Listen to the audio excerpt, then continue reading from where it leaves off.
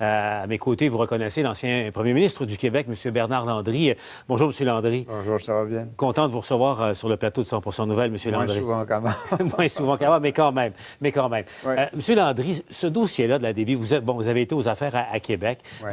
Pendant des décennies, c'était toujours le même film qui se répétait. Certaines gens avaient l'impression que cette fois-ci, enfin, Davy avait fait son ménage et que Davy aurait finalement une viabilité assurée. Qu'est-ce que vous pensez des derniers développements? Je pense que c'est pire qu'avant parce que là, ça commence à avoir une odeur de scandale.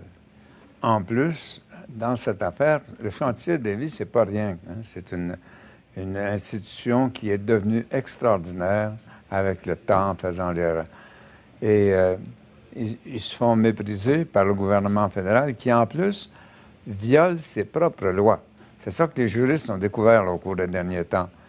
Que les fédéraux ne donnent pas les contrats à l'endroit où ils devraient être, puis en plus, ils ne suivent pas les lois pour le choix qui est fait.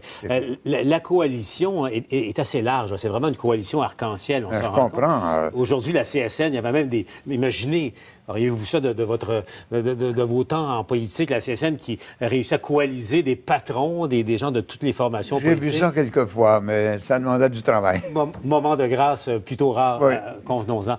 Croyez-vous qu'il y a un poids politique suffisant, un contrepoids, qui peut être exercé sur le gouvernement fédéral dans le cas précis de la je pense que Parti québécois, Bloc québécois et tous les citoyens de la région en particulier et les syndicats doivent se mobiliser contre cette chose qui commence à avoir une odeur de scandale.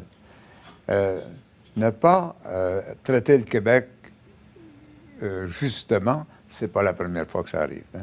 There is no gift between nations.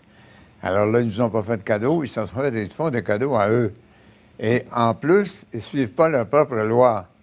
Alors là, j'imagine que le Québec entier doit se mobiliser et dans certains secteurs se révolter. Le maire de Lévis, sûrement, en colère, et il a raison. Mais le maire de Québec également, et également tous les partis. Ça vous réjouit de voir ça, qu'il y a encore capacité au Québec, au fond, de se mobiliser? Là?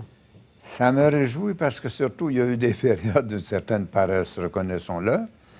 Mais là, c'est un événement mobilisateur. Ça me déplaît de voir la façon dont les travailleurs sont traités, mais ça me réjouit de voir la réaction de la collectivité québécoise en solidarité à ces travailleurs.